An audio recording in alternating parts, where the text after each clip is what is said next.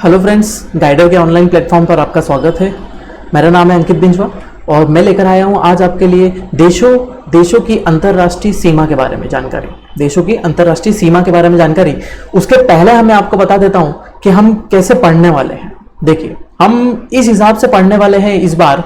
सबसे पहले विविध सामान्य ज्ञान। ये विविध सामान्य ज्ञान हम मतलब क्या है कि हम विविध या मिसलेनियस के जितने भी टॉपिक है हम उन सभी को कवर करने वाले हैं। मिसलेनियस के जितने भी टॉपिक है हम उनको कवर करने वाले हैं, जिसमें हम किस हिसाब से चलने वाले हैं। सबसे पहले हम अंतरराष्ट्रीय स्तर पर जितने भी टॉपिक है उन्हें कवर करेंगे। जैसे अंतरराष्ट्रीय देशों की सीमा से शुरू करेंगे हम, फिर उसके बाद संसद, एजेंसियां, उस आधार पर ही हम विश्व में बड़ा छोटा सब कुछ देखते हुए चलेंगे।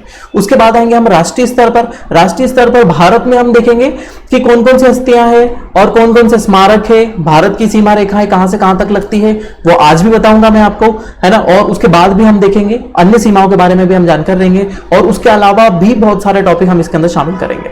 ठीक है। उसके बाद आएगा पुरस्कार एवं सम्मान, है ना, अवार्ड्स। जितने भी अवार्ड्स है जो भारत में क्या अंतरराष्ट्रीय स्तर पर दिए जाते हैं उनके बारे में जानकारी लेंगे और राष्ट्रीय स्तर पर भी जितने अवार्ड दिए जाते हैं उनके बारे में जानकारी लेंगे। उसके बाद हम अंतिम रूप से आएंगे किसमें, खेल में। खेल में जितने भी प्रकार के खेल अभी तक भारत में और अंतरराष्ट्रीय स्तर पर खेले जाते हैं, जैसे हमारा क्रिकेट हो गया, ओलंपिक्स हो गया, फिर फुटबॉल हो गया, फिर उसके बाद टेबल टेनिस हो गया, बैडमिंटन हो गया, इन सब के बारे में हम जानकारी लेंगे। ठीक है। सबसे पहले हम देख लेते हैं कि आज हम अंतरराष्ट्रीय स्तर पर जो चीजें पढ़ने वाले हैं उसमें पहला टॉपिक होगा देशों की अंतरराष्ट्रीय सीमा। देशों की अंतरराष्ट्रीय सीमा। उसके अलावा हम जिस हिसाब से चलने वाले हैं, रोज आपको एक एक लेक्चर मिलेगा। रोज आपको एक एक लेक्चर मिलेगा और हम यहां पर हिंदी और इंग्लिश दोनों में ही समझते चलेंगे। हिंदी और इंग्लिश दोनों में ही आपको समझने को मिलेगा, कोई दिक्कत नहीं होगी। आप इनको 2 से 3 बार देखिए, फॉरवर्ड करके देखिए, फास्ट फॉरवर्ड करके देखिए, फटाफट देखिए। एक बात और यहां पर बता देता हूं मैं, ये किसी ना किसी एग्जाम में पूछे ही जाते हैं। 2 से 4 क्वेश्चन हमेशा आपको देखने को मिलेंगे किसी ना किसी एग्जाम में इस टॉपिक से। कहीं ना कहीं से हम इसको मिस कर देते हैं और स्टूडेंट इसको छोड़ते हैं। एक बार पढ़ते हैं और छोड़ देते हैं कि हमको आ गया, लेकिन इसको बार बार देखने की जरूरत है। आपको इसे बार बार देखेंगे तभी आपके दिमाग में ये चीजें बैठेगी, क्योंकि बहुत सारे फैक्ट है यहाँ पर, बहुत सारे फैक्ट है और इजीली इसको समझते चलिए। मेरे साथ बने रहिए। ठीक है। शुरू करते हैं हम आज का टॉपिक। अंतरराष्ट्रीय स्तर पर अंतरराष्ट्रीय सीमाओं के बारे में हम यहाँ पर देखते हैं। रोज आपको एक लेक्चर मिलेगा। उसके पहले आपको एक और चीज बता देता हूं कि हिंदी और इंग्लिश में तो मैंने बता ही दिया है। गाइडर के ऑनलाइन प्लेटफॉर्म पर भी ऐप के ऊपर आपको बहुत सारे कोर्सेज मिल जाते हैं, जहां पर मैं पढ़ा रहा हूं, जहां पर मैं ज्योग्राफी का लेक्चर लेता हूं। उसके अलावा बहुत सारे सर हैं, बहुत अच्छी मेहनत कर रहे हैं और आपके लिए बहुत अच्छे कंटेंट के साथ, बहुत ही अच्छे कंटेंट के साथ लेकर आ रहे हैं बहुत सारे लेक्चर। ठीक है। तो शुरू करते हैं आज का लेक्चर हमारा।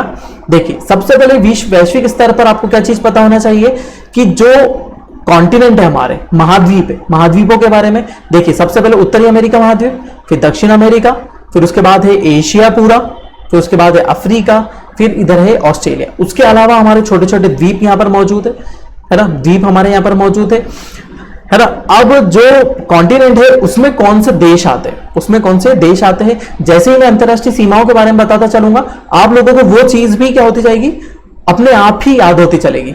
ठीक है। तो यहां पर एक छोटी सी चीज और बता देता हूं। देखिए, यहां से पृथ्वी के ऊपर पैरेलल लाइन खींची गई है, पृथ्वी के ऊपर पैरेलल लाइन खींची गई है। वो पैरेलल लाइंस कहलाती है अक्षांश और देशांतर रेखाएं, लेटीट्यूड और लॉन्गिट्यूड लाइन। लेटीट्यूड और लॉन्गिट्यूड लाइन, लेटीट्यूड और लॉन्गिट्यूड लाइन होती है। ठीक है। अब देखिए, लेटीट्यूड लाइन में हमारी 3 महत्वपूर्ण रेखाएं हैं। जो कौन सी है, सबसे पहले कर्क रेखा है। जो कर्क रेखा यहां से जाती है, भारत से भी कर्क रेखा गुजरती है, पाकिस्तान से नहीं गुजरती है। ठीक है। दूसरी हो जाती है हमारी भूमध्य रेखा, भूमध्य रेखा इस क्षेत्र से गुजरती है। फिर उसके बाद आती है हमारी अंतिम रूप से सबसे नीचे मकर रेखा, है ना।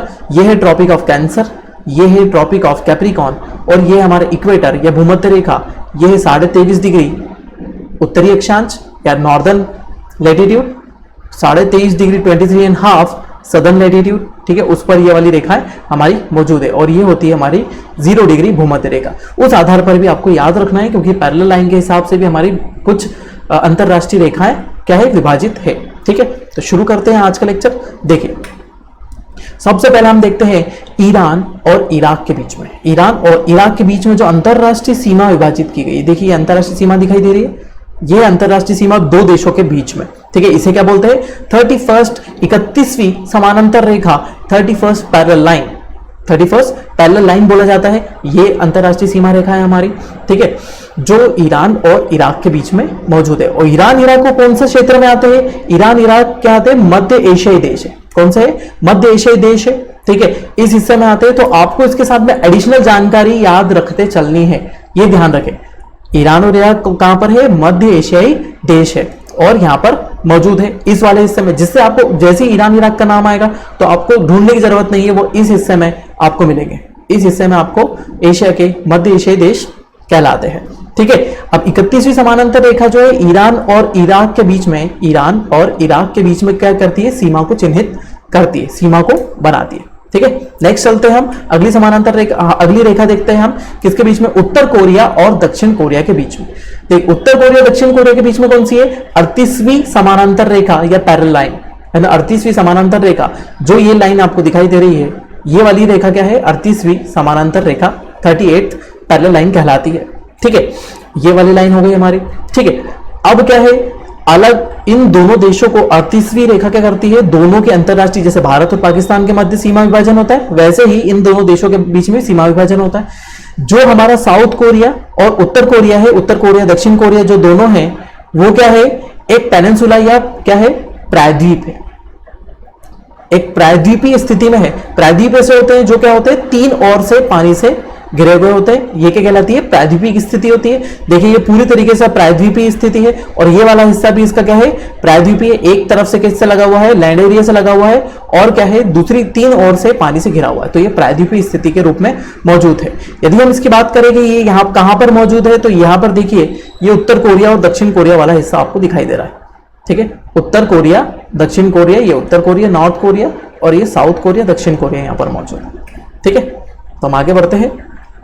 देखिए नेक्स्ट आता है हमारी यहां पर आती है 49वीं समानांतर रेखा, 49th पैरेलल लाइन। 49वीं समानांतर रेखा किसके बीच में? कनाडा और यूएसए के बीच में, कनाडा और यूएसए के बीच में। देखिए ये वाली जो रेखा जा रही है यहां से, ये है 49वीं समानांतर रेखा।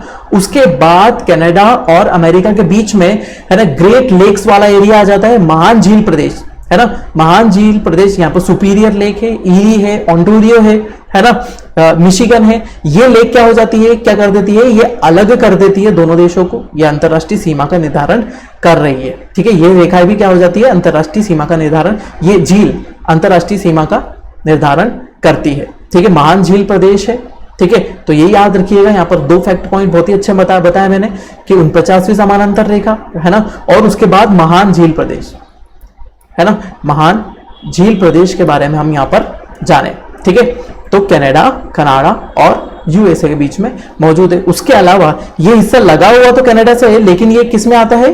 ये यूएसए का पार्ट है, ये यूएसए का पार्ट है जिसका नाम है अलास्का, जो आपको यहां पर दिखाई दे रहा है, ये वाला हिस्सा, ठीक है। आगे चलते हैं, ठीक है। ये रेखा है हमारी, ये 49 डिग्री उत्तरी अक्षांश पर है क्योंकि ये उत्तर के हिस्से में आता है। देखिए यहां पर ये भूमध्य रेखा यहां से जाती है हमारी भूमध्य रेखा, और भूमध्य रेखा के ऊपर का हिस्सा क्या होता है? नॉर्दर्न हेमिस्फीयर उत्तरी गोलार्ध, और नीचे वाला होता है दक्षिणी गोलार्ध सदर्न हेमिस्फीयर, ठीक है। उस हिसाब से इसे अलग किया जाता है। चलिए आगे बढ़ते हैं। आगे की हमारी है माली और मारितानिया के बीच। उसके पहले हम बता देता हूं माली और मारितानिया कहां पर आ रहा है? यहां पर आ रहा है। अफ्रीकन कंट्रीज है माली और मारितानिया, दोनों क्या है? अफ्रीकन कंट्रीज है, और दोनों के बीच में सीमा का विभाजन किया जाता है 25वीं समानांतर रेखा से।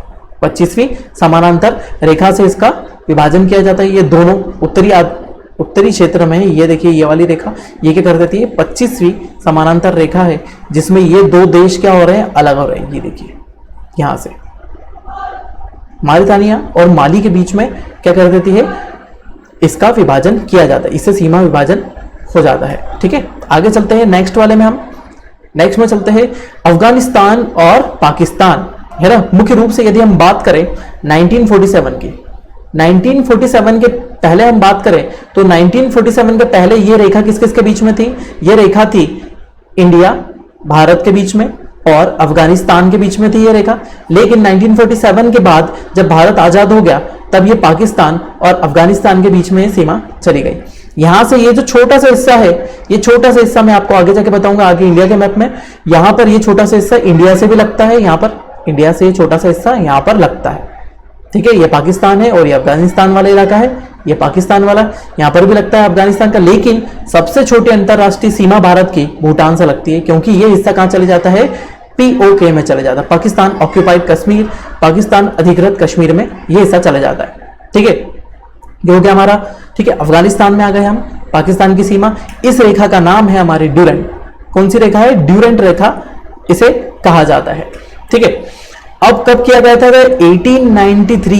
1893 में इसका विभाजन किया गया था। 1893 में क्या कर दिया गया था, पाकिस्तान से सीमा निर्धारित करके इसे अलग कर दिया गया था। ठीक है, याद रखिएगा आप कब किया गया था, 1893 के समय पे। ठीक है, चलिए आगे चलते हैं हम। यहाँ पर देखिए, अब यूरोप की सीमा के अंतर्गत आ गए हम। तो यूरोप में ये सीमा हमारी क्या है, ये कहलाती है हमारी हिंडनबर्ग सीमा कहलाती है, जो किस किस के बीच में है, जर्मनी और पोलैंड के बीच में। किस किस के बीच में, जर्मनी और पोलैंड के बीच में है। प्रथम विश्व युद्ध के दौरान कैसी थी, रक्षात्मक रेखा के रूप में इसको बनाया गया था। प्रथम विश्व युद्ध के दौरान इसे एक रक्षात्मक रेखा के बीच रूप में इसे बनाया गया था। देखिए यहाँ पर ये आपको लाइन दिखाई दे रही है, ये कौन सी है, हिंडनबर्ग लाइन हमारी हो जाती है। ठीक है, चलिए आगे चलते हैं हम।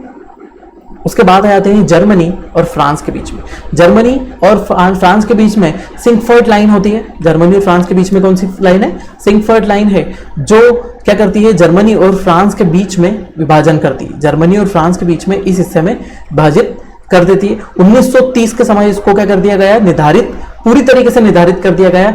वैसे तो प्रथम विश्व युद्ध के दौरान पश्चिमी मोर्चे पर हिंडनबर्ग रक्षात्मक रेखा का विस्तार किया गया था। ठीक है, अब प्रथम विश्व युद्ध के बाद 1930 में जाकर इसे पूर्ण रूप से मान्यता मिली और पूरी रूप से इसे बना दिया गया और दो हिस्सों को अलग कर दिया गया। कौन सी रेखा है, सिंकफर्ट, जर्मनी और फ्रांस।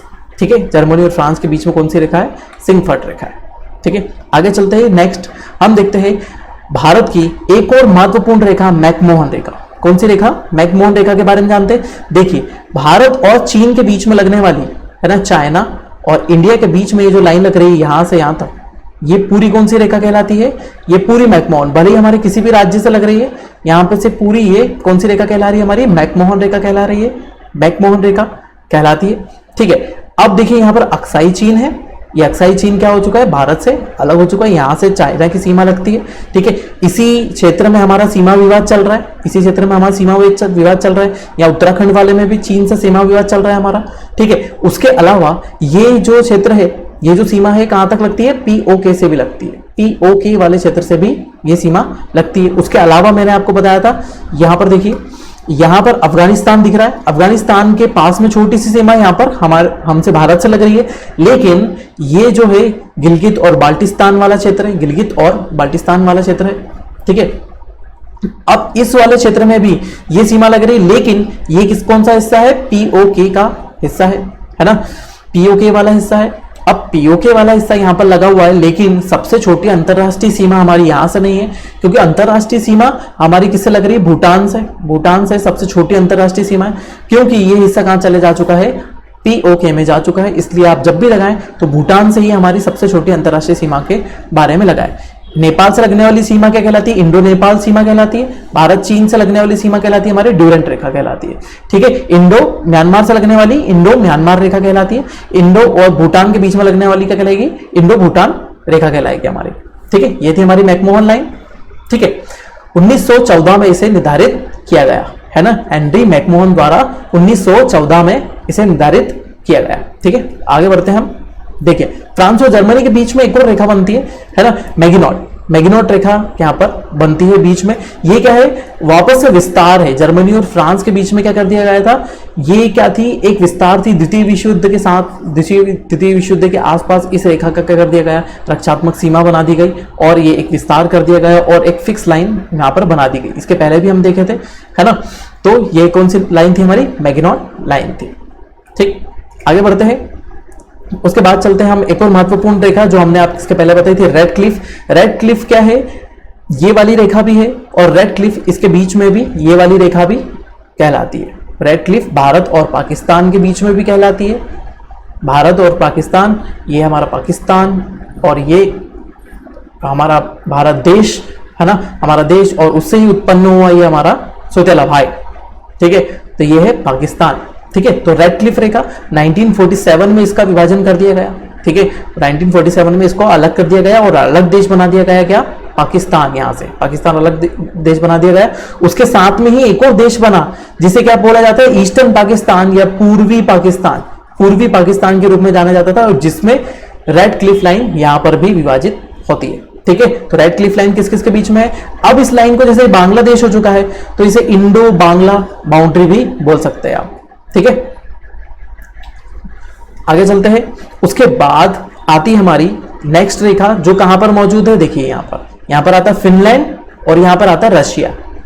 रूस और फिनलैंड के बीच में, ये देखिए यहां पर फिनलैंड है और यहां पर है रशिया। इन दोनों के बीच में एक लाइन है ना, मैनहरीम, है ना, मैनहरीम लाइन है, जो किस किस के बीच में विभाजित कर देती है, इन दोनों देशों को अलग कर देती है। कहां से? फिनलैंड और रशिया के बीच में ये लाइन मौजूद है, जहां पर मैंने आपको बताई, ये वाले हिस्से में।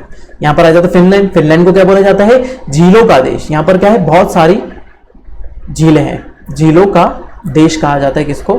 फिनलैंड को। यहाँ पर बहुत सारी झीलें मौजूद है ना, इसलिए झीलों का देश इसे बोला जाता है, ठीक है। तो इसे भी महत्वपूर्ण लाइन है हमारी, है ना, द्वितीय विश्व युद्ध के दौरान, है ना, इसे बनाया गया था। और रक्षात्मक रेखा के रूप में सभी, मुख्य रूप से सभी रेखाएं क्या की गई है? रक्षात्मक रेखा के रूप में ही बनाई गई है, किसी दूसरे देश से रक्षात्मक के लिए, क्योंकि यहाँ पर अंतरराष्ट्रीय सीमा का निर्धारण हो जाएगा। तो ना इधर के देश के लोग उधर जाएंगे, ना तो उस देश के लोग इधर आएंगे, ठीक है। तो आज के लेक्चर में इतना ही। मेरा नाम है अंकित बिंजवा, बने रहिए गाइडर के साथ, और हम इसके अलावा भी बहुत सारे लेक्चर लेकर आने वाले हैं। और गाइडर ऐप को डाउनलोड कीजिए, उसके ऊपर मैं भी लेक्चर ले रहा हूं और बहुत सारे फैकल्टी है वो भी लेक्चर ले रहे हैं। तो बने रहिए हमारे साथ में। Thank you so much.